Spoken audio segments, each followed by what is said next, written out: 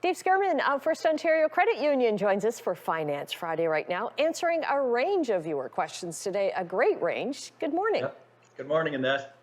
Okay, so let's get right into it. Susan's question is first. She says, Dave, I'm 61 and have RRSPs. A friend suggested to start withdrawing $5,000 a year now because it's only taxed at 10%, which is $500. And I put the $4,500 into a TFSA. She asks, is this better than paying a higher rate of tax later when withdrawals come from a RRIF? Is this sound advice? Well, thank you very much, Susan. And I'm sure your friend is very good at a lot of things. Financial advice, you might want to double check some of that. And here's the flaw. But here's That's why we ask you. Yeah, exactly. Here's the flaw in the friend's advice. The 10% tax that she's referring to on an RRSP withdrawal is called a withholding tax. It's not the actual tax you're going to have to pay on that RRSP. It's only like a down payment that your financial institution has to, by law, take off that withdrawal and forward to the CRA. The actual amount of tax you're going to have to pay depends on your taxable income for the year. So let me give you an example. Let's say Susan's taxable income for the year is $50,000 from work and any other income sources she have. Well, that in Canada, in Ontario, that is a 30% combined tax rate. So on that $5,000 withdrawal, 30% of $5,000 is $1,500 in tax she would owe on that withdrawal, not $500. So you might only pay $500 at source when you make that withdrawal, but then you're going to get a bill for another $1,000 at tax time. So again, you want to make sure that you check on your taxable income when you're taking money out. The other thing is tax is treated exactly the same on an RRSP withdrawal or a RRIF withdrawal. It's the same thing. It's whatever taxable income bracket you're in. Okay, great question. Paul has another question. He says, I'm 50 and have a mortgage. What's financially more beneficial, to pay down the allowable lump sum on my mortgage or to contribute the lump sum to my RRSP?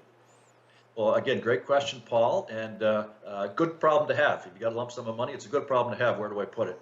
It's never a bad idea to pay down debt, put it on your mortgage. Never a bad idea, because of the fact that it reduces your principal, and of course that reduces the interest that you have to pay on that principal. So a good thing. Now, it's more beneficial to pay down a lump sum on a mortgage in the early years of a mortgage, because we all know in those first 5, 6, 7, 8, 9 years of a mortgage, most of your payment is going to interest, not principal. So that's where you get the most bang for your buck. Later on in a mortgage, the latter part of the mortgage, most of your payment goes to principal. So it's not quite as big of a benefit.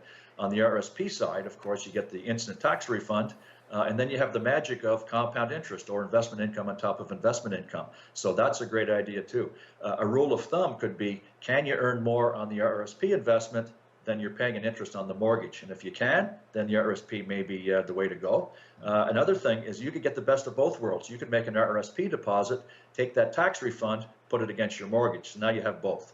Okay, and we've got a minute left, and we've got a great question here from Tyler, who says, as a millennial living in Hamilton, home ownership has become increasingly out of reach for my generation. Would it be more savvy for millennials who've given up their home ownership dream to invest in an RRSP instead of saving for a down payment, or would a TFSA be better to save for retirement? Well, first of all, the RRSP is definitely the better vehicle for retirement than a TFSA because of the fact of the tax refund, and that's why it's intended. Don't give up on home ownership. I know we've only got a few seconds left. Don't give up on home ownership. You will make more money going forward. But another thing to keep in mind is when you're saving for retirement in the RRSP, the government has a program called a new homeowners plan. You can take money out of that RRSP for a down payment on your house. And there's no tax on it, there's no penalty on it, as long as you repay it in the next 15 years. So you can do both. You can save for retirement in the RRSP and use that at some point for a down payment on your home. Okay. Thanks, Dave. Awesome questions as well. So thanks to our viewers. And if you have a financial question or topic you want covered by Dave, email your questions to financefriday@firstontario.com or through Twitter @finance_Friday. And if your question or topic is selected to be covered on air, you'll get a gift card for a local business in your community.